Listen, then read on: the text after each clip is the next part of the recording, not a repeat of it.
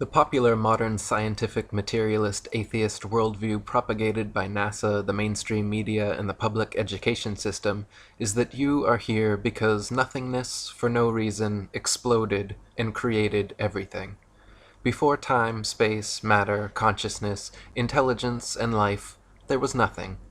Then the nothingness exploded, and instead of destroying things like every other explosion ever, this explosion created things. Created everything. The nothingness explosion somehow created space, time, and all matter in the universe in an instant and for no reason at all. Then all of the creationary explosive debris flying outward at over 670 million miles per hour for 14 billion years culminated to create you. Yes, first some of the more gaseous nothing came together forming suns and stars. Then solid pieces of the nothing came together, forming planets and moons. Then the nothing turned hydrogen and oxygen came together, forming water on the nothing planet Earth, out of which single-celled living organisms magically appeared, got to work dividing and multiplying into multi-celled conscious organisms, which multiplied and divided and mutated into various forms of sea life, which adapted and evolved and crawled onto land, replacing gills with lungs, lost tails, grew opposable thumbs, and started grasping at straws like this ridiculous nihilistic notion of Big Bang evolution. This anti-God materialist theory of evolution has been staunchly protected by the infallibility of science for over 150 years, but in actual fact, just as science has failed to find one true, valid proof that Earth is a ball spinning around the sun, scientists have failed to discover a single piece of evidence that the material world is a product of blind chance evolution. Furthermore, Big Bang evolution actually requires and presupposes many other claims which have already been proven false in previous chapters, such as the plurality of worlds, Newton's theory of gravity, Einstein's theory of relativity, stars being distant suns, and Earth being a planet, not a plane. Harun Yahya wrote, "Evolutionary theory claims that life started with a cell that formed by chance. According to this scenario, 4 billion years ago, various lifeless chemical compounds underwent a reaction in the primordial atmosphere on the Earth in which the effects of thunderbolts and atmospheric pressure led to the formation of the first living cell. The first thing that must be said is that the claim that inanimate materials can come together to form life is an unscientific one that has not been verified by any experiment or observation. Life is only generated from life. Each living cell is formed by the replication of another cell. No one in the world has ever succeeded in forming a living cell by bringing inanimate materials together, not even in the most advanced laboratories. The theory of evolution faces no greater crisis than on the point of explaining the emergence of life. The reason is that organic molecules are so complex that their formation cannot possibly be explained as being coincidental, and it is manifestly impossible for an organic cell to have been formed by chance. How could all the interconnected and compartmentalized components, the cell wall, the cell membrane, the mitochondria, proteins, DNA, RNA, ribosomes, lysosomes, cytoplasm, vacuoles, nucleus, and other cell parts magically come together and create conscious, intelligent life from unconscious, dead matter? Just making one average-sized protein molecule is already composed of 288 amino acids of 12 varying types, which can be combined to 10 to the 300th power different ways. Of all those possibilities, only one forms the desired protein molecule, and there are over 600 types of proteins combined in the smallest bacterias ever discovered. Astronomer Fred Hoyle compared the odds that all the multifaceted and multifunctional parts of a cell could coincidentally come together and create life, analogous to a tornado sweeping through a junkyard and assembling a Boeing 747 from the materials therein. Hoyle wrote that if there were a basic principle of matter which somehow drove organic systems toward life, its existence should easily be demonstrable in the laboratory. One could, for instance, take a swimming bath to represent the primordial soup, fill it with any chemicals of a non-biological nature you please, pump any gases over it or through it you please, and shine any kind of radiation on it that takes your fancy. Let the experiment proceed for a year, and see how many of those 2,000 enzymes, protein produced by living cells, have appeared in the bath. I will give the answer, and so save all the time and trouble and expense of actually doing the experiment. You will find nothing at all, except possibly for a tarry sludge composed of amino acids and other simple organic chemicals. Even if scientists placed all the chemical substances necessary for life in a tank, applied to them any processes of their choice, and waited for billions of years, not a single living cell could or would ever form. Astrobiologist Chandra Wickraman Singh wrote, "The likelihood of the spontaneous formation of life from inanimate matter is 1 to a number with 40,000 zeros after it. It is big enough to bury Darwin and the whole theory of evolution. The beginnings of life were not random. They must have been the product of purposeful intelligence. From my earliest training as a scientist, I was very strongly brainwashed to believe that science cannot be consistent with any kind of deliberate creation. That notion has had to be painfully shed. At the moment, I can't find any rational argument to knock down the view which argues for conversion to God. We used to have an open mind. Now we realize that the only logical answer to life is creation, and not accidental random shuffling." Harun Yahya wrote, "Scientific proofs from such branches of science as paleontology, microbiology, and anatomy reveal evolution to be a bankrupt theory. It has been stressed that evolution is incompatible with scientific discoveries, reason, and logic. Those who believe in the theory of evolution think that a few atoms and molecules thrown into a huge vat could produce thinking, reasoning professors, university students, scientists, artists, antelopes, lemon trees, and carnations. Moreover, the scientists and professors who believe in this nonsense are educated people. That is why it is quite justifiable to speak of the theory of evolution as the most potent spell in history.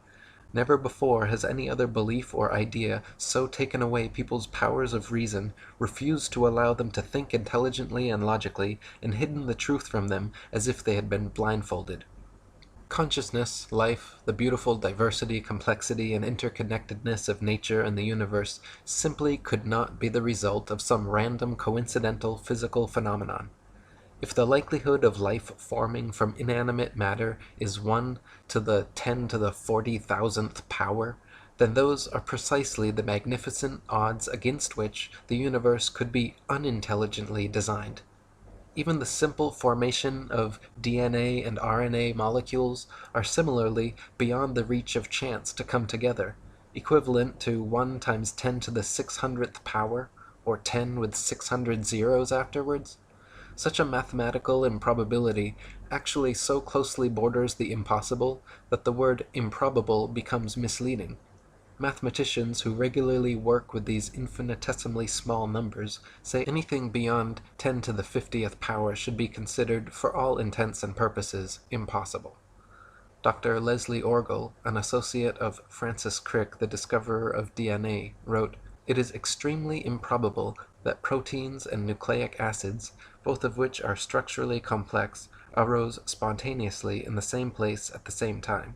Yet it also seems impossible to have one without the other, and so at first glance one might have to conclude that life could never in fact have originated by chemical means. Or as Turkish evolutionist Professor Ali Demirsoy stated, the probability of the coincidental formation of cytochrome C, just one of the essential proteins for life, is as unlikely as the possibility of a monkey writing the history of humanity on a typewriter without making any mistakes. Some metaphysical powers beyond our definition must have acted in its formation."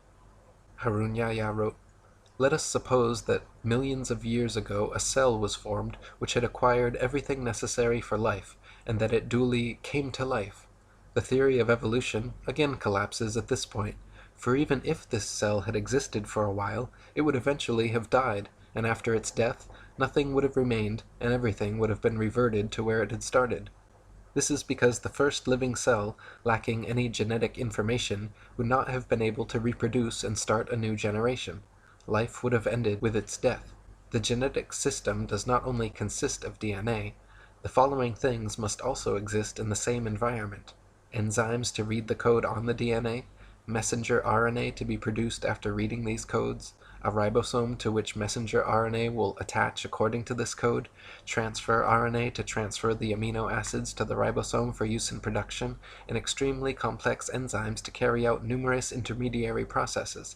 Such an environment cannot exist anywhere apart from a totally isolated and completely controlled environment, such as the cell, where all the essential raw materials and energy resources exist. The Big Bang theory is easily proven false, as the nature of explosions is to destroy, to break things down into their constituent parts, increasing chaos and decreasing order. Explosions simply do not and cannot create things, causing disparate parts to combine into more ordered wholes, as the Big Bang theory contends. Similarly, the theory of evolution is proven false by entropy, the second law of thermodynamics. It is a fact that systems left to their own devices tend to become corrupted, disordered, and dispersed over time. All things, living or not, wear out, deteriorate, and decay. They do not spontaneously come together over time in incredibly implausible combinations, creating diverse, complex, and beautiful living forms. Thus, the theory of evolution is in direct opposition to the law of entropy. Evolution supposes things become more ordered, more structured, and more complex over time. But from rust to mold to rotting corpses, nature is everywhere at odds with such a notion.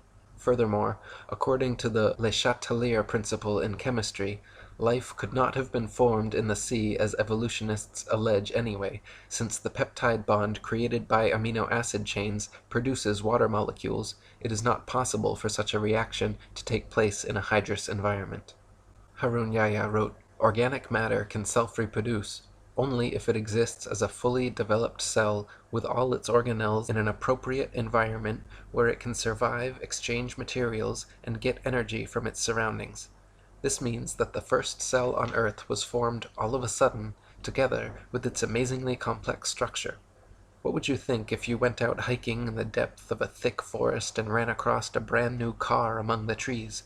Would you imagine that various elements in the forest had come together by chance over millions of years and produced such a vehicle? All the parts in the car are made of products such as iron, copper, and rubber, the raw ingredients for which are all found on the earth. But would this fact lead you to think that these materials had synthesized by chance and then come together and manufactured such a car?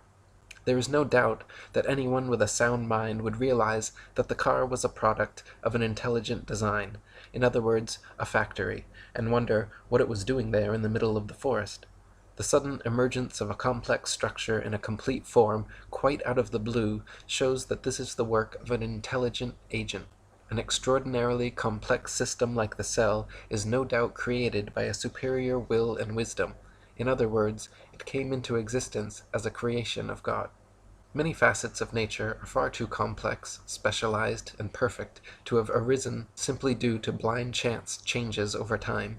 For example, the eye, with its various parts and mechanisms, all working together with the brain producing the sharpest, clearest 3D color images imaginable. Even the most advanced cameras and plasma screens ever produced by humans cannot provide an image as perfect in detail and clarity as our own eyes. Charles Darwin, the originator of the theory of evolution, himself admitted that the thought of the eye made him cold all over, as he knew what an impassable obstacle the eye presented for his theory. And it is the same with ears and audio equipment. For over a century, many thousands of researchers, scientists, and engineers have been working in factories across the world trying to produce sharper, clearer audio and video playing and recording devices, never coming close to the capabilities and perfection of the human ear and eye. Harun Yahya wrote, "Look at the book you read, your hands with which you hold it, then lift your head and look around you. Have you ever seen such a sharp and distinct image as this one at any other place? Even the most developed television screen produced by the greatest television producer in the world cannot provide such a sharp image for you. This is a three-dimensional, colored, and extremely sharp image. No one would say that a hi-fi or a camera came into being as a result of chance.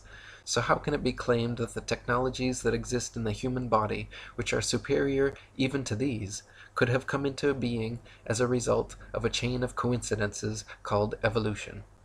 It is evident that the eye, the ear, and indeed all the parts of the human body are products of a very superior creation.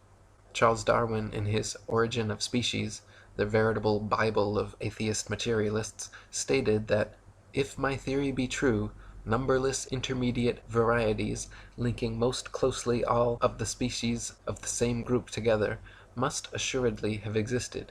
Consequently, evidence of their former existence could be found only amongst fossil remains." Darwin himself knew no such transitional forms had been discovered, and hoped that they would be found in the future. He even admitted in his Difficulties on Theory chapter that these missing intermediate forms were the biggest stumbling block for his theory. He called it "the most obvious and gravest objection which can be urged against my theory." Harun Yahya wrote, "According to the theory of evolution, every living species has emerged from a predecessor. One species which existed previously turned into something else over time, and all species have come into being in this way. According to the theory, this transformation proceeds gradually over millions of years. If this were the case, then innumerable intermediary species should have lived during the immense period of time when these transformations were supposedly occurring. For instance, there should have lived in the past some half-fish, half-reptile creatures which had acquired some reptilian traits in addition to the fish traits which they already had. Or there should have existed some reptile bird creatures which had acquired some avian traits in addition to the reptilian traits they already possessed.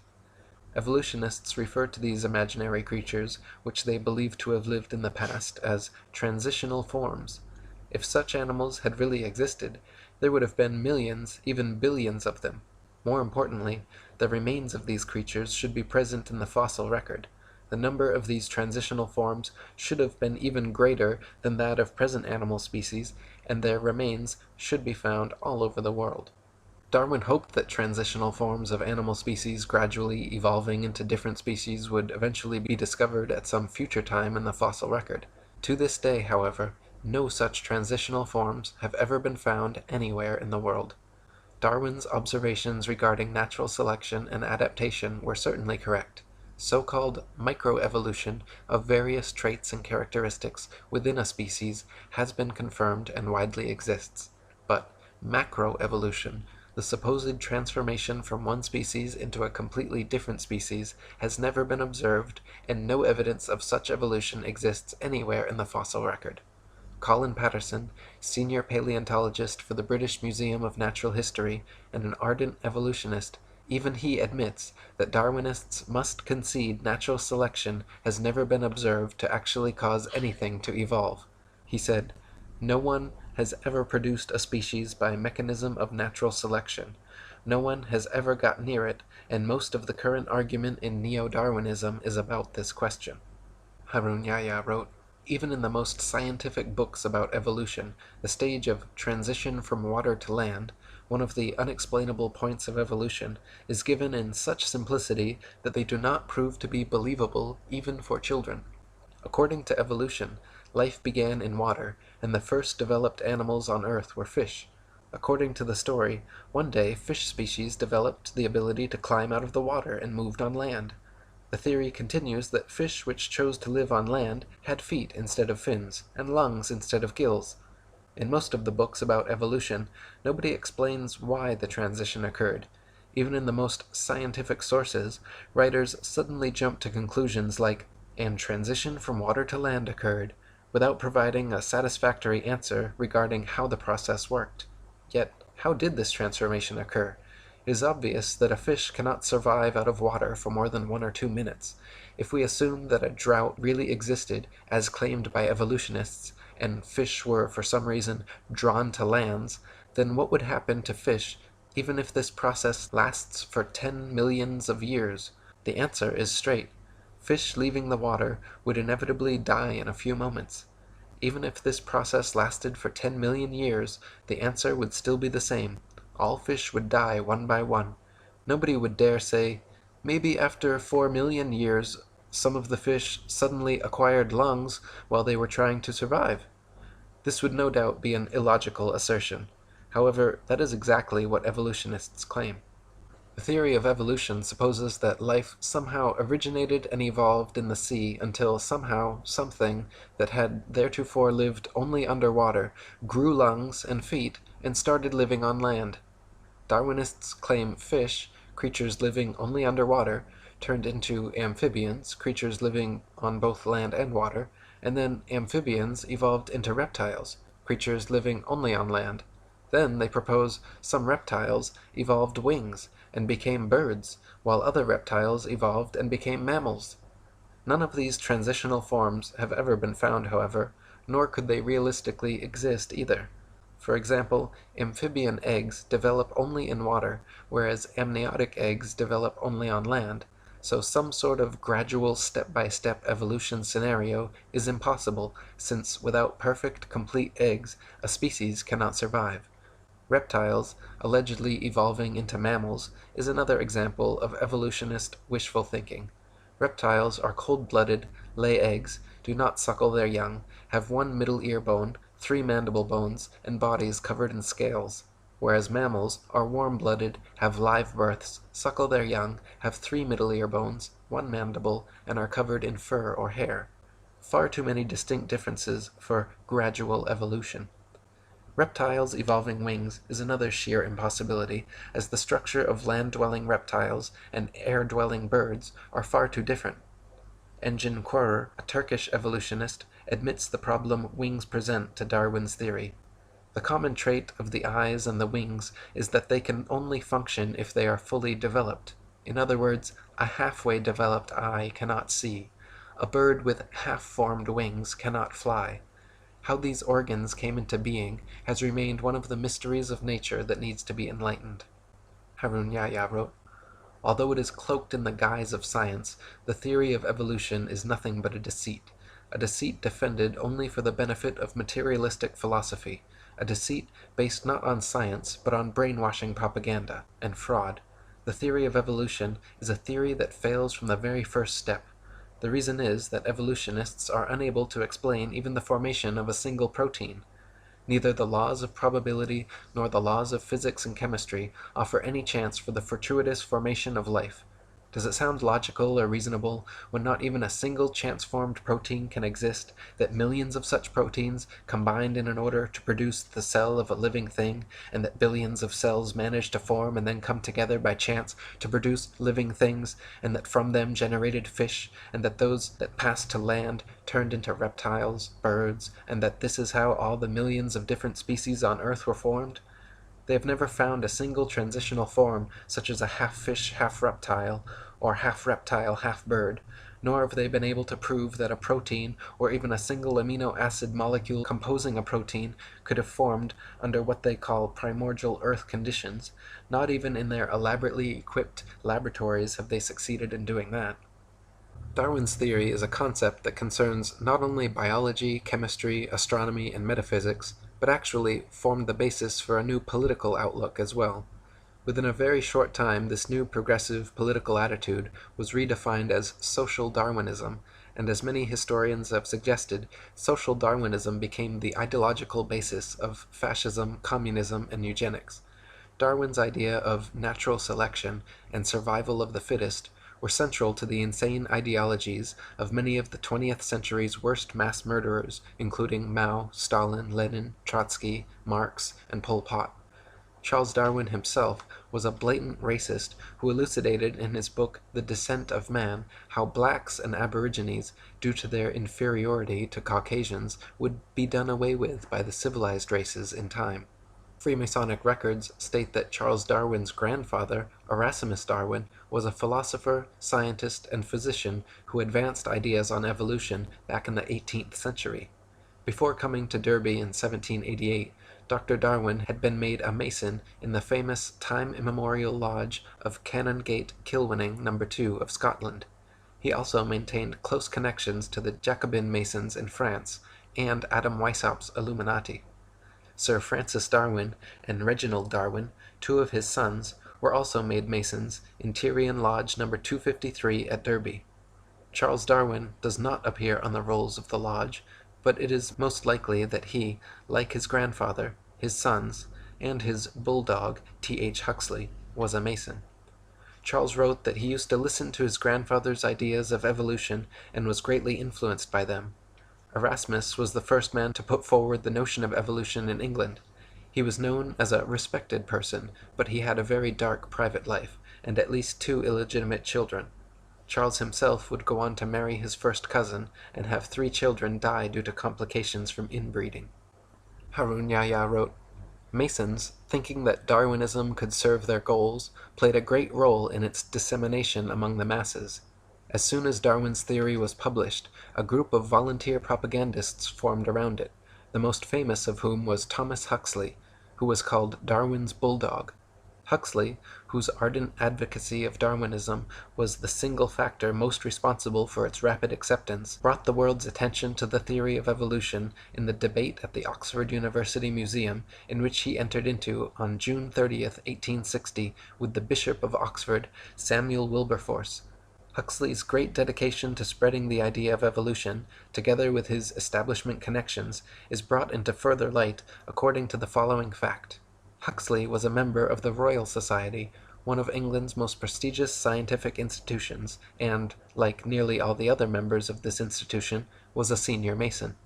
Other members of the Royal Society lent Darwin significant support.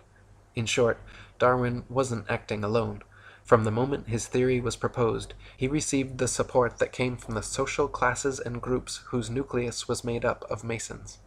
An important example which proves the fact that Darwinism is one of the biggest deceptions of atheistic Freemasonry is a resolution carried in a Mason meeting. The 33rd Degree Supreme Council of Mizraim Freemasonry at Paris reveals in its minutes its promotion of evolution as science, while they themselves scoffed at the theory. The minutes read as follows. "It is with this object in view, the scientific theory of evolution, that we are constantly, by means of our press, arousing a blind confidence in these theories. The intellectuals will puff themselves up with their knowledge, and without any logical verification of them will put into effect all the information available from science, which our agentur specialists have cunningly pieced together for the purpose of educating their minds in the direction we want. Do not suppose for a moment that these statements are empty words. Think carefully of the successes we arranged for Darwinism." Atheistic Freemasonry in the United States has picked up the resolution of Mizraim before long. New Age magazine in its March 1922 issue stated that the kingdom of atheistic Freemasonry will be established by evolution and the development of man himself. As seen above, the false scientific image of evolution is a deception set in the 33rd degree atheist Masonic lodges. Atheist Masons openly admit that they will use the scientists and media which are under their control to present this deception as scientific, which even they find funny. The Mimar Sinan Journal, published by the Turkish Great Freemasonry Lodge, has openly discussed their mission to use Darwinism to overthrow religion and belief in God. One article mentioned, "Today, the only valid scientific theory accepted both by most civilized countries and underdeveloped ones remains to be Darwinism. However, neither the Church nor other religions have collapsed yet. The legend of Adam and Eve is still being taught as religious teaching in holy books." In other words, it seems that one of the main goals of modern Masons, besides convincing people of the Ball Earth and Big Bang, is to abolish creationism and replace it with their godless myth of blind chance evolution. Just like Copernicus never claimed to have any new or special evidence for his heliocentric theory, Darwin never claimed to have any verifiable scientific evidence proving his evolution theory, yet here we are 150 years later, no closer to a proof of either, but with the vast majority of indoctrinated sheeple convinced they are monkey men hanging from a spinning ball. Harun Yahya wrote, "When we look at the Western media carefully, we frequently come across news dwelling on the theory of evolution. Leading media organizations and well-known and respectable magazines periodically bring this subject up. When their approach is examined, one gets the impression that this theory is an absolutely proven fact, leaving no room for discussion. Ordinary people reading this kind of news naturally start to think that the theory of evolution is a fact, as certain as any law of mathematics. They print headlines in big fonts. According to Time magazine, a new fossil that completes the gap in the fossil chain has been found. Or, Nature indicates that scientists have shed light on the final issues of evolutionary theory. The finding of the last missing link of the evolution chain means nothing because there is not a single thing proven about evolution. In short, both the media and academic circles, which are at the disposal of anti-religionist power centers, maintain an entirely evolutionist view, and they impose this on society. This imposition is so effective that it has in time turned evolution into an idea that is never to be rejected. Denying evolution is seen as being contradictory to science and fundamental realities. The information we have considered throughout this book has shown us that the theory of evolution has no scientific basis, and that, on the contrary, evolutionist claims conflict with scientific facts. In other words, the force that keeps evolution alive is not science. The theory of evolution is maintained by some scientists, but behind it there is another influence at work. This other influence is materialist philosophy. Materialist philosophy is one of the oldest beliefs in the world, and assumes the existence of matter as its basic principle. According to this view, matter has always existed, and everything that exists consists of matter.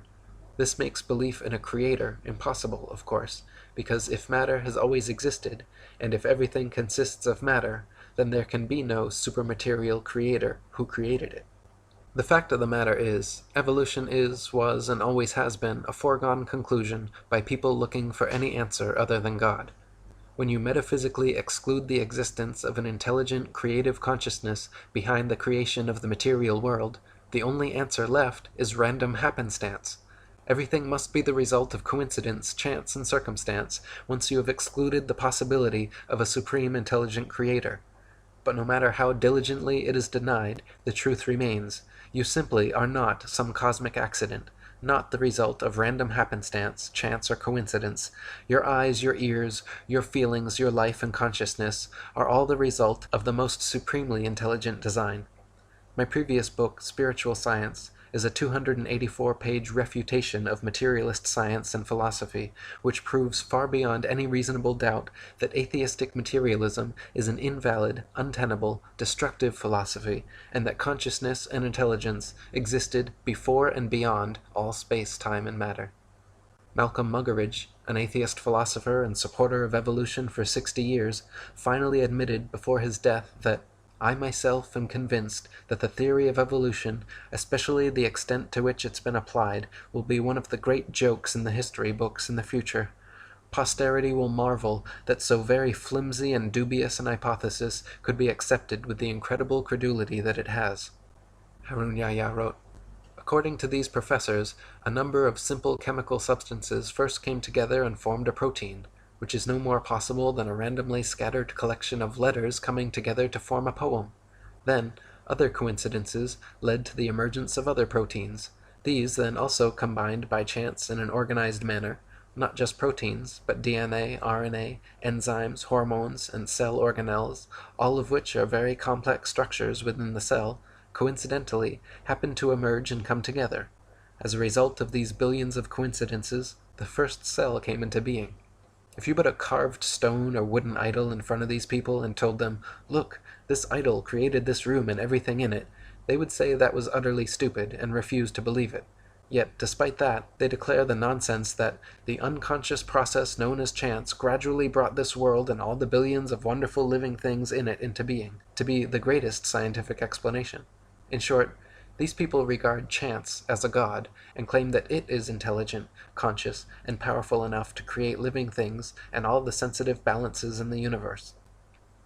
One of the first frauds in the history of Darwinism, known as recapitulation theory and heralded as undeniable proof of evolution, was an idea proposed and propagated by a racist eugenicist professor named Ernest Haeckel in the late 19th century. A contemporary and friend of Charles Darwin, and Thomas Bulldog Huxley, Haeckel postulated that human and other animal embryos experience a miniature form of the entire evolutionary impulse during their development in the womb, displaying first characteristics of fish, then reptile, and lastly mammalian or human. It has long been eliminated from scientific literature, but many people and popular sources still unknowingly quote and believe in Haeckel's fraudulent work. several popular magazines and school textbooks as recently as the 1990s, over a century after being exposed, were still publishing Haeckel's hoaxed pictures and recapitulation theory as science fact. Harun Yahya wrote, "It has since been proven that this theory is completely bogus. It is now known that the gills that supposedly appear in the early stages of the human embryo are in fact the initial phases of the middle ear canal, parathyroid, and thymus. The part of the embryo which was likened to the egg yolk pouch turns out to be a pouch that produces blood for the infant. The part that had been identified as a tail by Haeckel and his followers is in fact the backbone, which resembles a tail only because it takes shape before the legs do." Another interesting aspect of recapitulation was Ernest Haeckel himself, a faker who falsified his drawings in order to support the theory he advanced. Haeckel's forgeries purported to show that fish and human embryos resembled one another. When he was caught out, the only defense he offered was that other evolutionists had also committed similar offenses. Haeckel was charged with fraud by 5 professors and convicted by a university court at Jena, where he admitted that several of his drawings were forgeries, that he was merely filling in missing links where evidence was thin, and that hundreds of his contemporaries were guilty of the same charge. During the trial, he said, "After this compromising confession of forgery, I should be obliged to consider myself condemned and annihilated if I had not the consolation of seeing side by side with me in the prisoner's dock hundreds of fellow culprits, among them many of the most trusted observers and most esteemed biologists. The great majority of all the diagrams in the best biological textbooks, treatises, and journals would incur in the same degree the charge of forgery, for all of them are inexact and are more or less doctored, schematized, and constructed." What an admission! Not only did Haeckel confess his own forgeries, but he admitted that there were hundreds of other scientific fraudsters similarly doctoring findings in the best biological textbooks, treatises, and journals, several of which will be examined in this chapter. As it turns out, Haeckel had simply copied and printed the same human embryo pictures several times over, claiming each were various other animal embryos with exact parallels, when in fact the parallels do not exist, and the pictures were copies he knowingly and intentionally made to suit his recapitulation idea. Malcolm Bowden wrote, "To support his theory, Haeckel, whose knowledge of embryology was self-taught, faked some of his evidence. He not only altered his illustrations of embryos, but also printed the same plate of an embryo 3 times, and labeled one a human, the second a dog, and the third a rabbit, to show their similarity." Dr. Michael Richardson wrote, "This is one of the worst cases of scientific fraud. It's shocking to find that somebody one thought was a great scientist was deliberately misleading. It makes me angry. What Haeckel did was to take a human embryo and copy it, pretending that the salamander and the pig and all the others look the same at the same stage of development. They don't. These are fakes." For the past 150 years, evolutionist scientists have been working diligently to propagandize the public into believing that modern humans are descended from ancient apes. The final and most difficult theoretical leap for the theory of evolution is this supposed million-year transition from ape to human. The utter impossibility of evolving abilities like bipedality, erect spinal columns, and complex linguistic skills has been debated since the theory was first presented, but such obstacles will never stop die-hard evolutionists set on discovering, or inventing, a believable monkey-man transitional species. The first of these convenient evolutionary discoveries was the Neanderthal man, found in the Neander Valley of Germany in 1856. Just in time for the release of Darwin's Origin of Species. To this day, reconstructed drawings of hairy ape-like Neanderthal men are depicted in scholarly journals and school textbooks, and claim to be a missing evolutionary link. The fact is, however, that all so-called Neanderthal remains have never been shown to be any more different from modern humans than an Asian from a Caucasian, or an Inuit from an Aborigine. Also, the skull size shows its brain was actually 13% larger than the average brain of modern man, making it impossible to be an intermediary between man and ape. Even Time magazine in 1971 proclaimed the primitiveness of Neanderthal to be unwarranted, that he could walk the street today unrecognized. One writer even commenting that historians of the future may declare all of us insane for not detecting and refuting this incredible blunder with adequate determination. One of the main proponents pushing Neanderthal man as an authentic species nowadays is Rainer Prosch, a German professor who dated the fossils at 36,000 years old, allowing them to fit perfectly in the evolutionist timeline. In 2005, however, Prosch was forced to retire in disgrace by a panel of Frankfurt University heads who determined he had fabricated data and plagiarized the work of his colleagues over the past 30 years. The once renowned carbon dating expert has presently been completely ostracized from the scientific community. It has since been determined that all Neanderthal skeletal remains are no more than a few thousand years old, some only a few hundred. They have also found modern human DNA in the bones, that their brain capacity was 13% larger than the modern average, their height 5'9", comparable to our average, and they had advanced tools, buried their dead, and enjoyed art. University of Berlin professor Rudolf Virchow, Ernest Haeckel's former professor and the father of modern pathology, back in 1872 concluded the original Neanderthal remains were simply that of an unfortunate Homo sapiens who had suffered childhood rickets, adult arthritis, and was victim to several damaging blows to the head.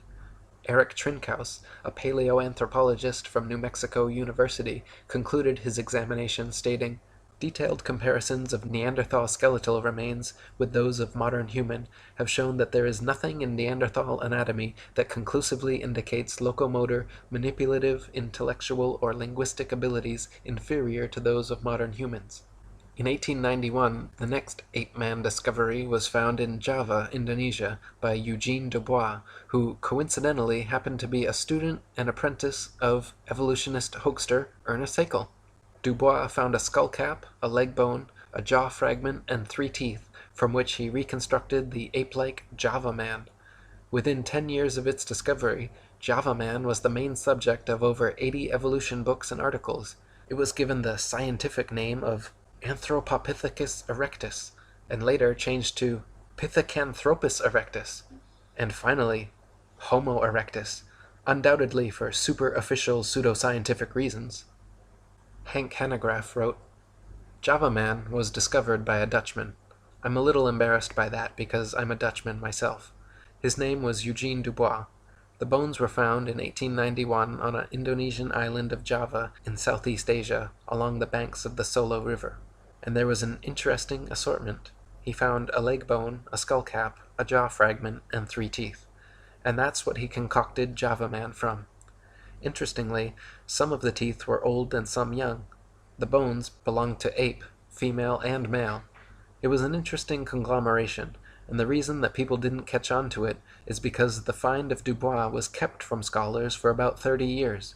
He also withheld the discovery of modern human remains, which were found in the same stratum as Java man. Of course, that would have ruined his claims that Java man was the ancestor of modern-day humans. Finally, enough pressure was placed on him that the actual bones were allowed to be examined and the discrepancies were found, and eventually, enlightened America, as well as the world, found out that this was a hoax. Unfortunately, hoaxes die hard.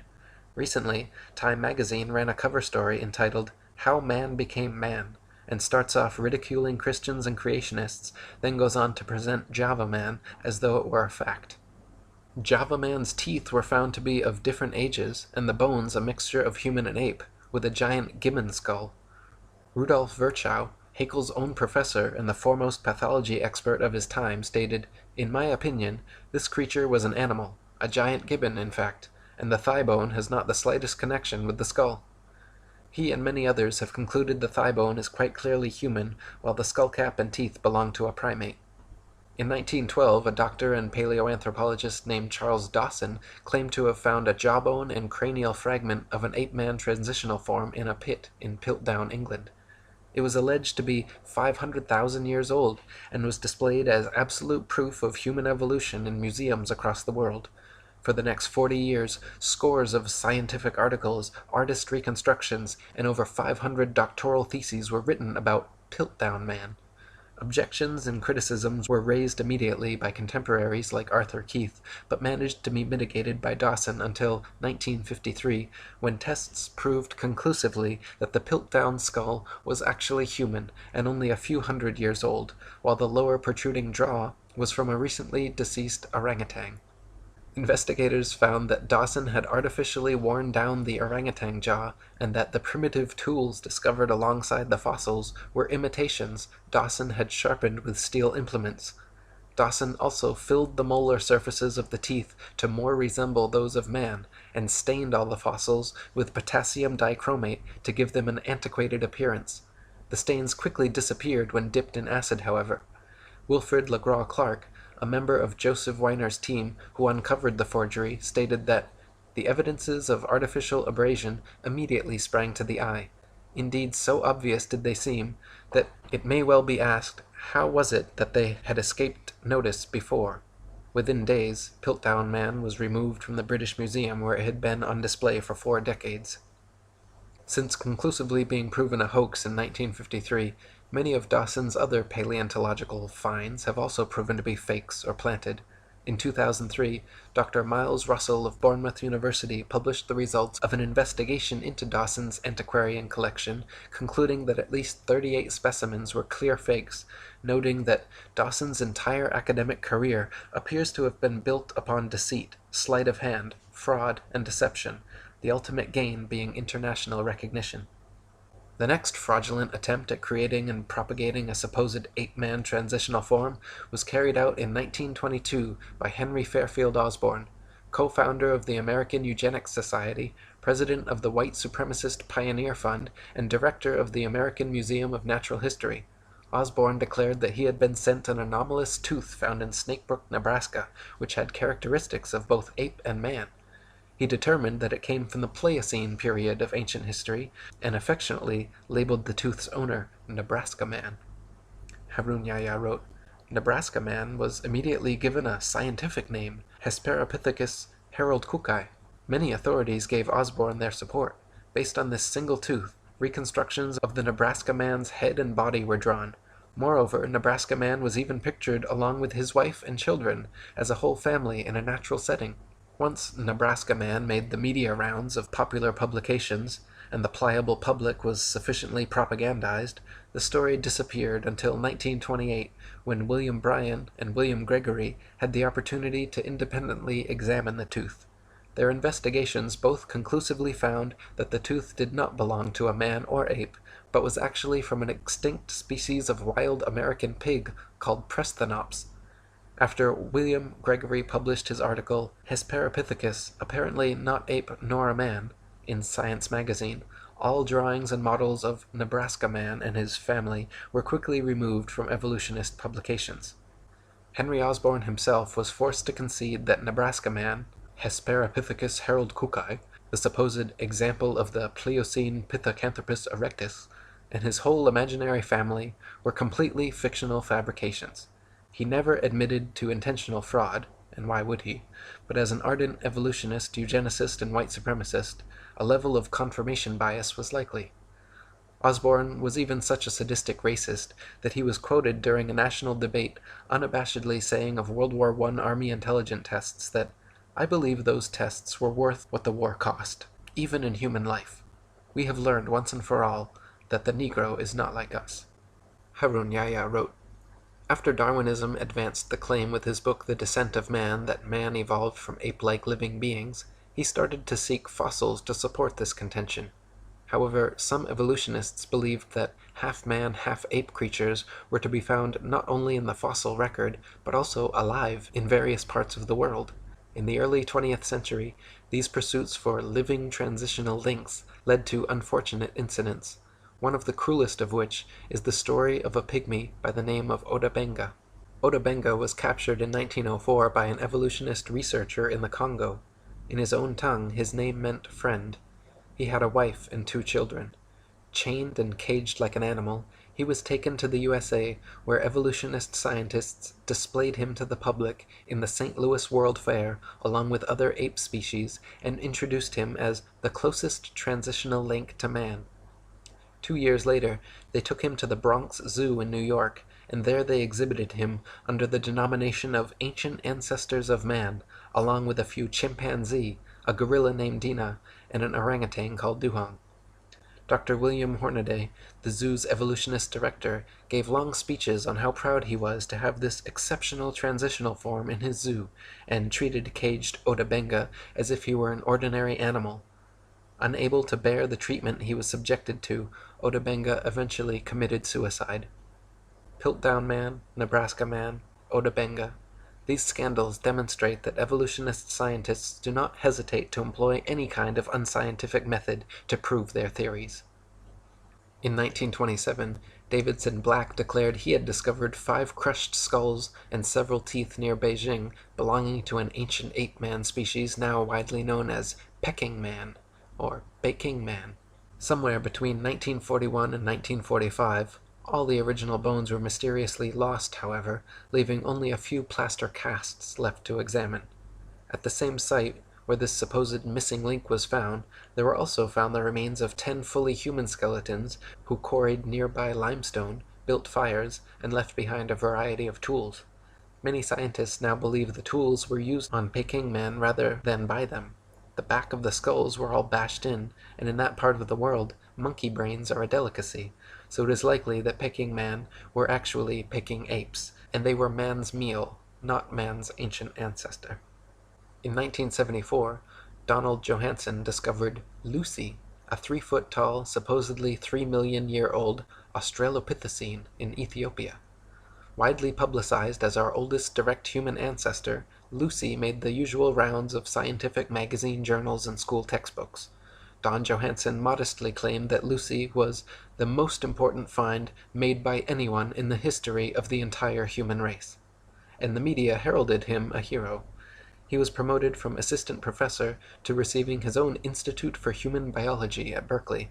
During all this time, he never allowed scientists to examine Lucy's bones until 1982, 8 years later. Since then, and as more Australopithecine skeletons have been found and examined, however, many leading evolutionists agree that Lucy is simply an extinct type of ape, similar to modern pygmy chimpanzees, and nothing more. They may have walked slightly more upright than most apes, but were not bipedal or erect, could not talk, spent most of their time on trees, and walked on all fours. Lord Solly Zuckerman and Professor Charles Oxnard did 15 years of research on Australopithecines along with a team of 5 specialists, coming to the conclusion that all the various specimens of Australopithecus they examined were only an ordinary ape genus and definitely not bipedal. The French Science and Life magazine ran the cover story in May 1999, Goodbye Lucy, writing about how Lucy, the most famous fossil of Australopithecus, was not the root of the human race and needs to be removed from our supposed family tree. However, even now in 2014, a movie named Lucy has just been released by Masonic Universal Pictures, where the Lucy ape woman fraud is still treated as scientific fact throughout the entire movie. In 1982, a skull fragment found in the Spanish town of Ors was hailed to be the oldest fossilized human remain ever found in Eurasia. Ors Man was supposedly a 17-year-old ape man who lived between 900,000 and 1,600,000 years ago, and was presented to the world with the usual reconstructed drawings showing a young, hairy man-ape teenager. In 1983, however, a team of scientists from France concluded that the skull fragment was actually from a 4-month-old donkey. A 3-day scientific symposium had been scheduled so experts could examine and discuss the bone, but was immediately cancelled after the French investigation. Embarrassed Spanish officials sent out 500 letters to the would-be attendees apologizing. After more conclusive tests, the Daily Telegraph on May 14, 1984 carried the headline, "Ass Taken for Man." Later in 1984, Kamoya Kimu, in a team led by paleoanthropologist Richard Leakey, discovered Turkana Boy at Neriakatom near Lake Turkana, Kenya.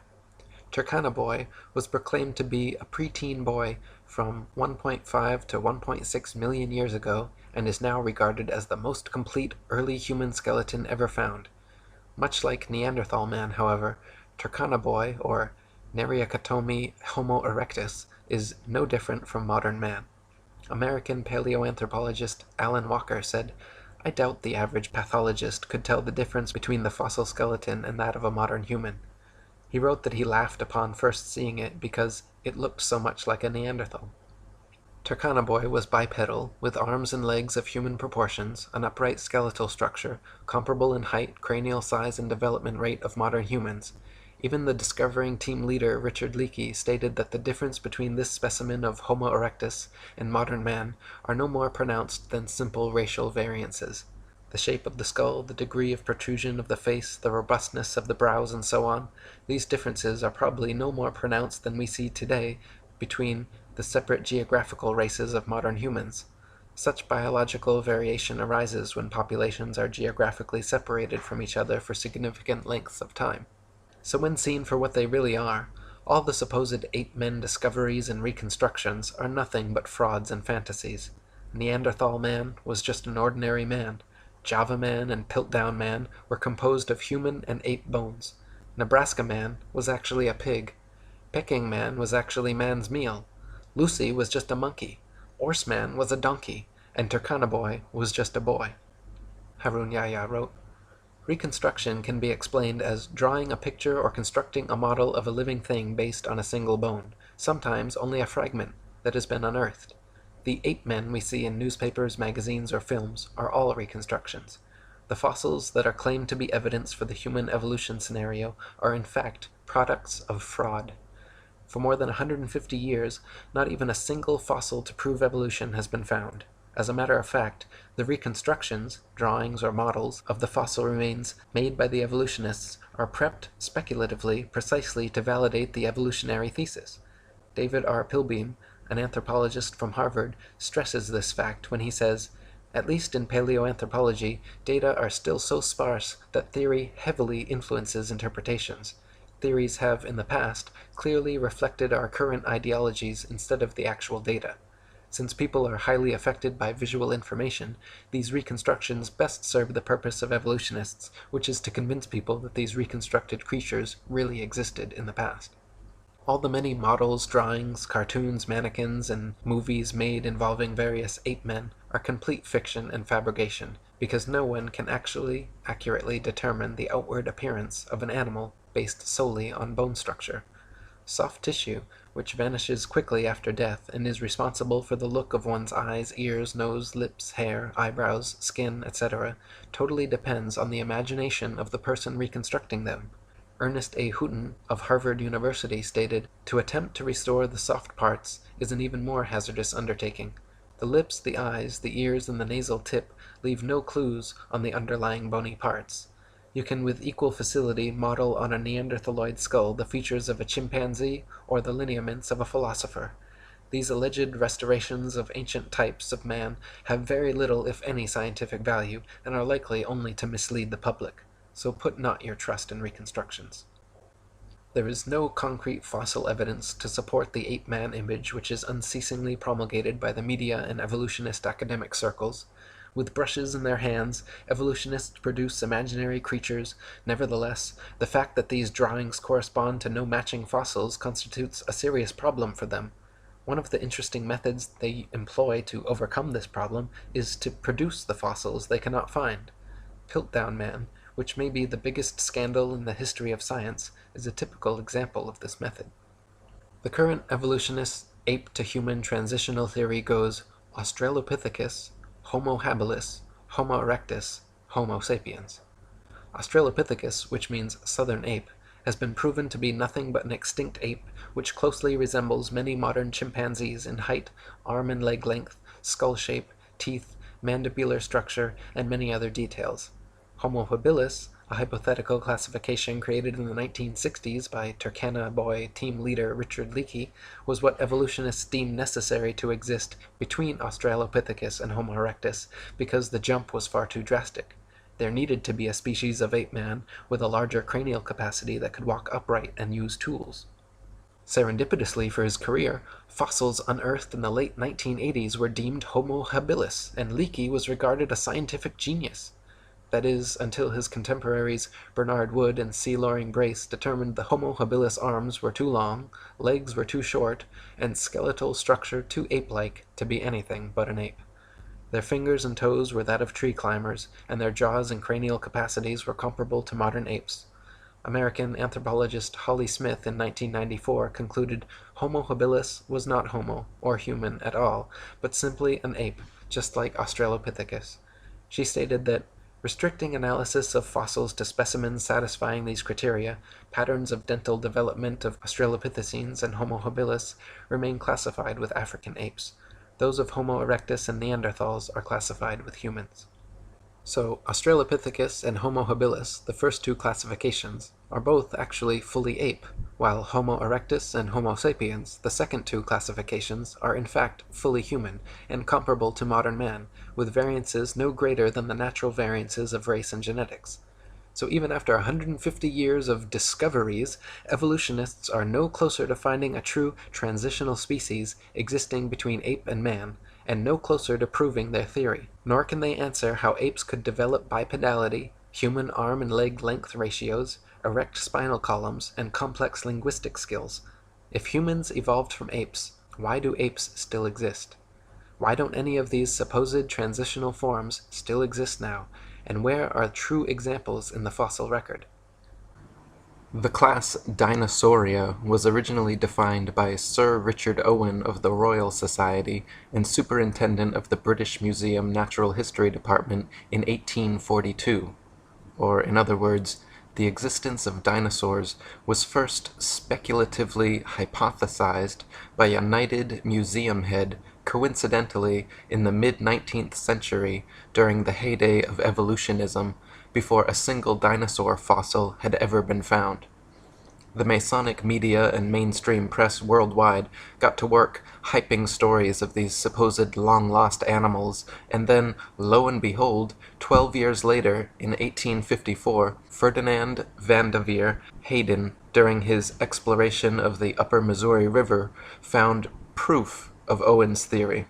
A few unidentified teeth he mailed to leading paleontologist Joseph Leidy, who several years later declared them to be from an ancient, extinct Trachodon dinosaur, which, beyond ironically, means rough tooth.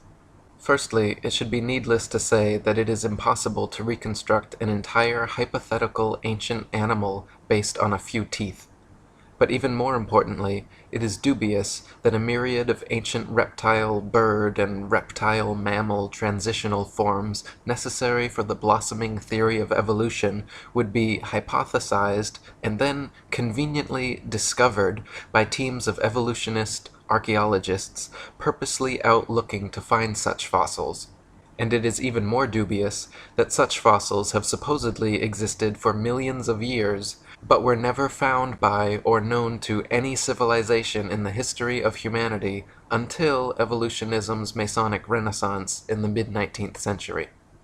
David Wozni wrote, "Why are there no discoveries by Native Americans in all the years previous when they roamed the American continents? There is no belief of dinosaurs in the Native American religion or tradition. For that matter, why were there no discoveries prior to the 19th century in any part of the world? According to the World Book Encyclopedia, before the 1800s, no one ever knew that dinosaurs existed. During the late 1800s and early 1900s, large deposits of dinosaur remains were discovered. Why has man suddenly made all these discoveries? No tribes, cultures, or countries in the world ever discovered a dinosaur bone before the mid-1800s, and then they were suddenly found all over the world in North America, South America, Europe, Asia, Africa, Argentina, Belgium, Mongolia, Tanzania, West Germany, and many other places apparently had large deposits of dinosaur fossils never before seen. All these places were inhabited and well explored for thousands of years before this time. Why had no one ever found a dinosaur fossil before?" According to the book The Dinosaur Project, paleontological journalist Wayne Grady claims the period following this, from around 1870 to 1880, became a period in North America where some of the most underhanded shenanigans in the history of science were conducted.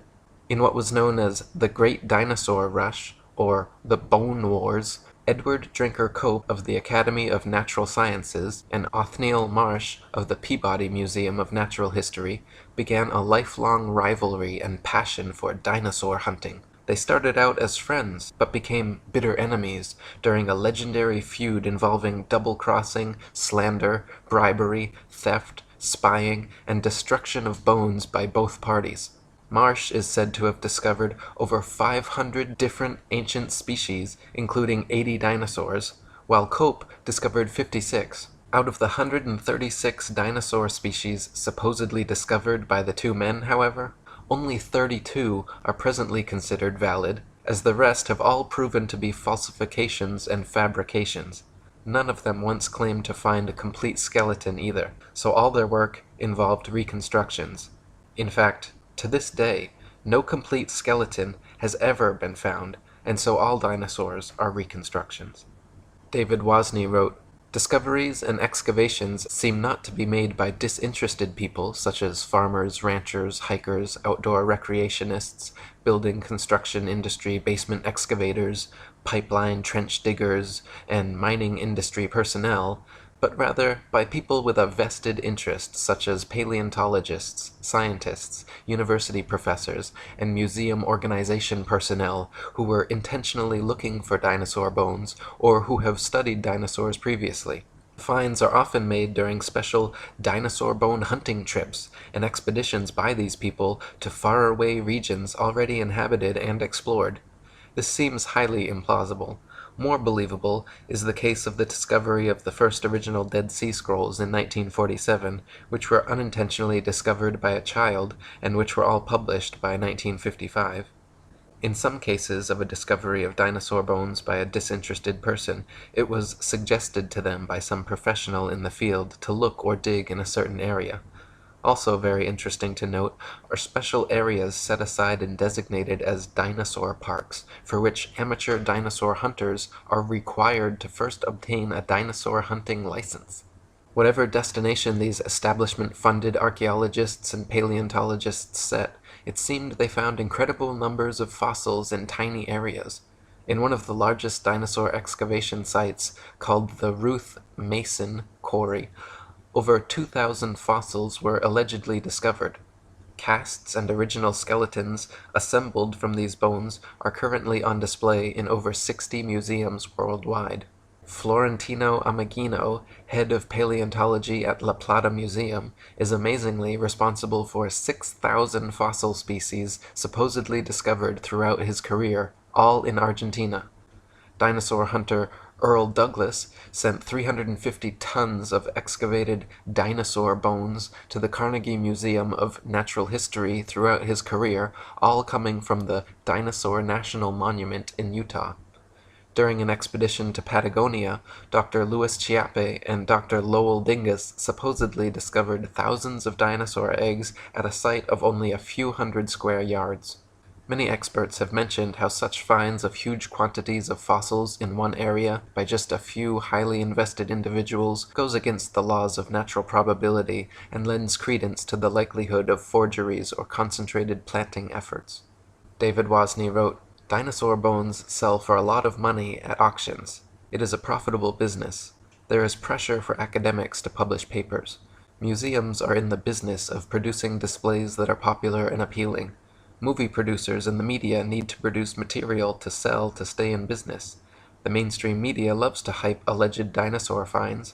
Much is to be gained by converting a bland, non-dinosaur discovery of a bone of modern origin into an impressive dinosaur find and letting artists' interpretations and imaginations take the spotlight rather than the basic, boring, real find. There are people who desire and crave prestige, fame, and attention. There is the bandwagon effect and crowd behavior, and then there are people and entities pursuing political and religious agendas. Highly rewarding financial and economic benefits to museums, educational and research organizations, university departments of paleontology, discoverers and owners of dinosaur bones, and the book, television, movie, and media industries may cause sufficient motivations for ridiculing of open questioning and for suppression of honest investigation. The fact that T-Rex bones have sold at auctions for upward of $12 million shows how lucrative the field of dinosaur hunting can be, and it just happens to be museum officials who serendipitously seem to make the most prolific finds. The first dinosaur to ever be publicly displayed was the Hadrosaurus fulci at Edward Drinker Cope's Academy of Natural Sciences in Philadelphia. The bones were co-discovered by Joseph Leidy, Cope's esteemed professor, and the man responsible for the Trachodon Toothosaurus. The original Hadrosaurus reconstruction, which is still on display today, shows a huge plaster-cast bipedal reptile standing upright, using its tail as a third leg. What few people know, however, is that no skull was ever discovered and no original bones were put in the public exhibit. David Wozni wrote, "A visual and a sculptural artist were promptly hired to invent a skull, and from the illustrations of another artist, who had depicted the iguanodon, the two artists drew the same face for the Hadrosaurus fulci. The people involved could now technically defend the existence of this dinosaur if someone were to ask. The stunt worked out so well and fooled the public so thoroughly that they could later change the head of the creature without anyone noticing. To this day, Hadrosaurus fulci is on display at the Academy of Natural Sciences in Philadelphia. The bones are said to be kept behind heavy closed doors, but a plaster copy is exhibited in their place. So we learn of an iguana skull being substituted for the skull of a dinosaur on display. What was the public told at the time? What are we not being told today? What we are not being told is that this is the rule and not the exception. To this day, not a single complete skeleton of any dinosaur has ever been found. All the museum displays, models, mannequins, cartoons, and movies of prehistoric monsters you have ever seen are all imaginative reconstructions based on incomplete skeletons arranged in a manner paleontologists believe to be most realistic. Furthermore, the skeletons exhibited in museums are all admittedly intricate fabrications made of plaster, fiberglass, various epoxies, and other animal bones, not original fossils. When dinosaur bones are transported and prepared, they use strips of burlap soaked in plaster to jacket over the fossils. Then, after applying a tissue separator to keep the plaster from direct contact with the bone, the soaked burlap strips are laid on until it is totally encased in a protective, mummy-like coating ready for safe transport. In an article titled, "A Fossil's Trail from Excavation to Exhibit," one insider remarked that, "Through mold making and casting, we can totally fabricate limbs, ribs, vertebrae, etc. for the missing pieces of an articulated skeletal mount. Plaster, fiberglass, and epoxies are often and commonly used. In reconstruction work on single bones, small to large cracks can be filled in with mache or plaster mixed with dextrin, a starch that imparts an adhesive quality and extra hardness to regular molding plaster. We've also had success using epoxy putties. Large missing fragments can be sculpted directly in place with these same materials." In other words, museum personnel work with plaster and other materials to transport and fabricate skeletons and missing or incomplete bones all the time. In fact, the huge dinosaur bone displays found in museums across the world are admittedly carefully prepared fakes. No independent researcher has ever examined a real dinosaur. They claim all the actual fossils are kept in high-security storage, but only a select few paleontologists are ever allowed to examine them, so the ability to ascertain their authenticity is kept from the general public. Robin Kofod wrote, "Most people believe that dinosaur skeletons displayed in museums consist of real dinosaur bones. This is not the case. The real bones are incarcerated in thick vaults to which only a select few highly placed researchers hold a key, which means that no independent researcher has ever handled a Tyrannosaurus rex bone. When people unaffiliated with the paleontological establishment attempt to gain access in order to study these dinosaur bones, they are met with refusal upon refusal. Only around 2,100 dinosaur bone sets have been discovered worldwide, and out of these, only 15 incomplete Tyrannosaurus rex bone sets have been found. These dinosaur bone sets have never formed a complete skeleton, but from these incomplete bone sets, paleontologists have constructed a hypothesis about the appearance of the whole skeleton which they have modeled in plastic. If thousands of long necks and large carnivorous reptiles had really roamed the earth, we wouldn't only have found 2,100 dinosaur bone sets, but millions of bones, with ordinary people tripping over them when digging in their vegetable patches." David Wozni wrote, "When children go to a dinosaur museum, are the displays they see displays of science or displays of art and science fiction? Are we being deceived and brainwashed at an early age into believing a dinosaur myth? Deep, probing questions need to be asked of the entire dinosaur business. There may have been an ongoing effort since the earliest dinosaur discoveries to plant, mix, and match bones of various animals such as crocodiles, alligators, iguanas, giraffes, elephants, cattle, kangaroos, ostriches, emus, dolphins, whales, rhinoceroses, etc., to construct and create a new man-made concept, prehistoric animal called the dinosaur, where bones from existing animals are not satisfactory for deception purposes. Plaster substitutes may be manufactured and used. Some materials similar or superior to plasticine clay or plaster of Paris would be suitable. Molds may also be employed. What would be the motivation for such a deceptive endeavor? Obvious motivations include trying to prove evolution, trying to disprove or cast doubt on the Bible and the existence of a God, and trying to disprove the young Earth theory. The dinosaur concept implies that if God exists, he tinkered with his idea of dinosaurs for a while, then probably discarded or became tired of this creation, and then went on to create man. The presented dinosaur historical timeline suggests an imperfect God who came up with the idea of man as an afterthought, thus demoting the biblical idea that God created man in his own image. Type dinosaur skulls into a search engine, and you will find a variety of replicas, tailor-made dinosaurs, and museum-quality skeletons. One of the largest and most renowned suppliers of fake dinosaurs is the Zigong Dino Ocean Art Company in Sichuan, China, which provides natural history museums worldwide with ultra-realistic dinosaur skeletons made from real bones. Chicken, frog, dog, cat, horse, and pig's bones are melted down, mixed with glue, resin, and plaster, then used as base material for recasting as dinosaur bones. They are even given intentional fractures and an antiquated, fossilized look to achieve the right effect. Their website boasts over 62% of our output goes to American and European markets, which means we will understand and are familiar with the intricacies and regulation of exporting to these regions. Since we are a partner of dinosaur museums, all products are made under the guidance of experts of the Chinese Academy of Sciences. We have gained a global sales network reaching the USA, Brazil, France, Poland, Russia, Germany, Saudi Arabia, South Korea, Thailand, Indonesia, exhibited in Peru, Argentina, Vancouver, Cincinnati, Chicago, and other places. As Alan Fiducia, University of North Carolina paleontology professor, wrote, "I have heard there is a fake fossil factory in northeast China, in Liaoning province near the deposits where many of these recent alleged feather dinosaurs were found." Or as David Wozni wrote, "The possibility exists that key dinosaur bones on display have been artificially modified through sculpture and carving. Bone sculpture is not an unknown human activity.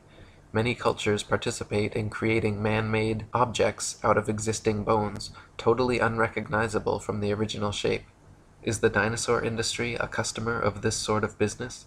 Is it possible that dinosaur skeleton replica are secretly assembled or manufactured in private buildings out of public view, with bones artificially constructed or used from a number of different modern-day animals? Why bother having any authentic original fossils at all if alleged replicas please the public?" Another problem with dinosaurs is their unnatural structural dynamics. Many dinosaur skeletons and reconstructions feature bipedal monsters like the T-Rex with a forward-leaning torso and head far larger and heavier than its counterbalancing tail. Many museum displays cannot even stand up under their own weight. It is highly unlikely that beasts this large and disproportionate could exist at all. The loads acting on their skeletons are so great that calculations indicate the bones of the largest dinosaurs would buckle and crack under their own immense weight. Experts have also pointed out that dinosaurs would have to have moved much slower than portrayed in movies to prevent sudden shocks to their skeletons. David Wozni wrote, "This idea of slow-moving animals does not agree with the biomechanical analysis of dinosaurs, which indicate that the dinosaurs were agile, active creatures. This is the paradox between the dinosaur's size and lifestyle. Many displays and drawings of dinosaurs appear to be an absurdity, showing a two-legged animal that would be totally off balance, with the weight of head and abdomen much greater than weight of tail, which is supposed to act as a counterbalance. Is the dinosaur industry a case of science trying to meet public desires or expectations? The movie Jurassic Park is an example of showing dinosaurs much larger than any current displays in museums. After the movie came out, it is interesting to note that many articles were written asking, "Is this possible?" I can recall a report of dinosaur DNA being discovered preserved in amber, which later turned out to be false. Robin Kofod wrote, "Overall, several millions of dollars have been spent promoting the existence of dinosaurs through movies, TV, magazines, and comics. The world of movies and paleontology are like Siamese twins. People's view on the existence of dinosaurs is based not on firm evidence, but on Hollywood-fixated artistic impressions. Documentaries colorfully illustrate each dinosaur's characteristics, like colors, weight, and muscle mass, but Don Lessam, advisor for Jurassic Park, admits that this is pure guesswork. Consider, for instance, the question of how much these dinosaurs weigh. Don Lessam says, "Scientists don't know how much dinosaurs weighed."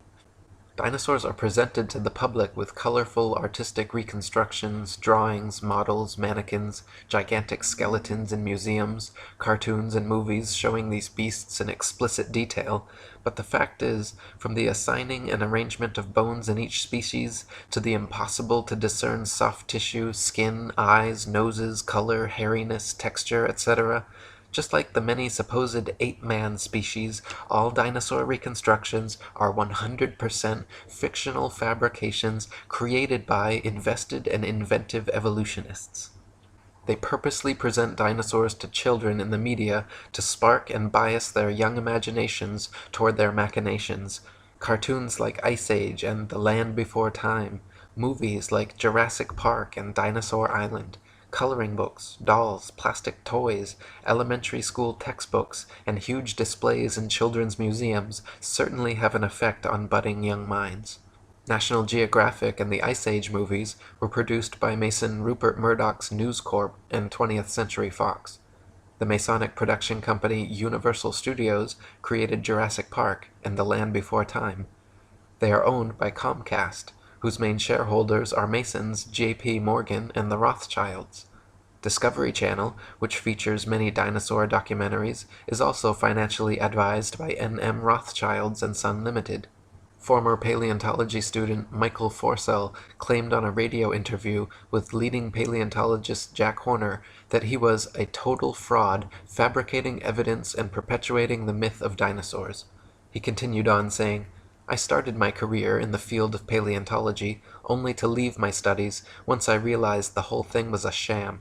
It's nonsense. Most of the so-called skeletons in museums are actually plaster casts. They even do it openly on documentaries now, preserving the bones my ass. I struggled as a student mainly because I could not tell the difference between a fossilized egg and an ordinary rock, and of course there is no difference. I was treated like a leper when I refused to buy into their propaganda and promptly left the course. Dinosaurs never existed. The whole shebang is a freak show. They just grab a couple of old bones and form them into their latest Frankenstein's monster-like exhibit. We are all being fooled and it's wrong, but together we can stop it." Many claim that since dinosaur fossils have been radiometrically dated to be tens of millions of years old, that their authenticity is thus proven. The fact is, however, that the methods used to date dinosaur fossils involve not measuring the actual fossils, but the rocks near where they are found. Most fossils are found near the surface of the Earth, and if a modern-day animal were to die in the area, paleontologists would be likely to date them the same age.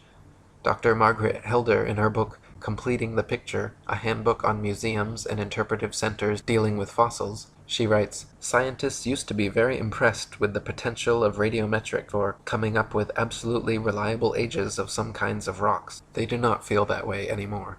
Having had to deal with numerous calculated dates which are too young or too old compared with what they expected, scientists now admit that the process has many more uncertainties than they ever would have supposed in the early years. The public knows almost nothing about uncertainties in the dating of rocks. The impression that most people have received is that many rocks on Earth are extremely old and that the technology exists to make accurate measurements of the ages. Scientists have become more and more aware, however, that the measurements which the machines make may tell us nothing about the actual age of the rock." One of the main reasons that evolutionists needed the existence of dinosaurs was to answer the complicated problems present in the theory of evolution, including sea-dwelling animals evolving into land dwellers, reptiles evolving wings, feathers, flying and becoming birds, as well as other reptiles evolving warm blood, live births, breasts, and becoming mammals, through their imaginary multi-million-year timeline and a variety of supposed transitional dinosaur forms. The paleontological establishment has been promoting various sea dinosaur, reptile/birds, and reptile/mammals to bridge these gaps. Many professionals and experts in the field have disputed such findings as often as they have been presented, however. Dr. Stores Olsen, a Smithsonian Institute scientist, wrote, "The idea of feathered dinosaurs and the theropod origin of birds is being actively promulgated by a cadre of zealous scientists acting in concert with certain editors at Nature and National Geographic, who themselves have become outspoken and highly biased proselytizers of the faith. Truth and careful scientific weighing of evidence have been among the first casualties in their program, which is now fast becoming one of the grander scientific hoaxes of our age. No authentic feathers have ever been found with dinosaur fossils, though a few exposed hoaxes certainly attempted to fake it. Dr. Olsen called the adding of feathers to their findings hype, wishful thinking, propaganda, nonsense fantasia, and a hoax. In the 1990s, many fossils with feathers were supposedly discovered in China, suspiciously close to the Zhejiang Dino Ocean Art Company, but when examined, Dr. Timothy Rowe found the so-called Confuciusaurus was an elaborate hoax. He also found the Archaeoraptor, supposedly discovered in the 90s, was composed of bones from 5 different animals. When Dr. Rowe presented his findings to National Geographic, the head scientist reportedly remarked, "Well, all of these have been fiddled with." National Geographic then proceeded with their news conferences and media stories about the Archaeoraptor fossils being genuine and having found the missing link in evolution. Robin Kofod wrote, "In 1999, National Geographic magazine was busted when they presented in a colorful and fancily presented article the missing link, an Archaeoraptor dinosaur, which was supposed to support the basic tenet of evolutionary theory that dinosaurs had slowly developed over millions of years. Their proof consisted of a fossil where carefully arranged bone imprints gave the impression of a creature half dinosaur and half bird. The scam was discovered during a CT scan which uncovered unnatural bone links. National Geographic magazine was later forced to admit, when pressured, that the fossil was man-made." Paleontologists claim that Archaeopteryx is another transitional form of bird evolved from dinosaurs, but this theory falls on its face against overwhelming evidence to the contrary. Other species like Confuciusaurus, Launingornis, and Eolalavis have all been found to be contemporary with the Archaeopteryx and are indistinguishable from present-day birds. Alan Fiducia from University of North Carolina, one of the most famous ornithologists in the world, stated, "I've studied bird skulls for 25 years, and I don't see any similarities whatsoever. I just don't see it. Theropod origin of birds, in my opinion, will be the greatest embarrassment of paleontology of the 20th century." Larry Martin from the University of Kansas, a paleo-ornithologist, says, "To tell you the truth, if I had to support the dinosaur origin of birds with those characters, I'd be embarrassed every time I had to get up and talk about it." Even if dinosaurs did evolve into birds to fill their evolution gap, it does not explain how something like the common housefly could have evolved. Flies flap their wings simultaneously 500 times per second. Even the slightest dissonance in vibration would cause them to lose balance and fall, but this never happens. How could they evolve such an amazing and specialized ability? Why were dinosaurs never discovered before the evolutionist renaissance in the mid-19th century? Why do paleontologists think they can reconstruct an entire species of ancient animal from a few teeth? Why have so many dinosaur discoveries turned out to be hoaxes? Why are all authentic dinosaur fossils kept under tight lock and key away from any independent analysis? Why has erosion and weathering not destroyed all these supposed prints and fossils that are allegedly millions of years old? If dinosaurs were supposedly wiped out by a meteor impact or other such catastrophe, why is it that all the other various animal species that exist today were not similarly wiped out? There are many more questions which need to be answered before anyone in their right mind should consider the existence of dinosaurs anything but a convenient evolutionist myth. Robin Kofod wrote, "The paleontological establishment can control which hypotheses will be constructed through textbooks and the curriculum. In this way, students are brainwashed into a pseudo-reality controlled by text material and the teacher's authority. A short practical example. A random dental bone is found at an excavation site, and from this dental bone, the rest of the skeleton is guessed at. We are not kidding about this. The entire dinosaurian field of the paleontological program is a sham."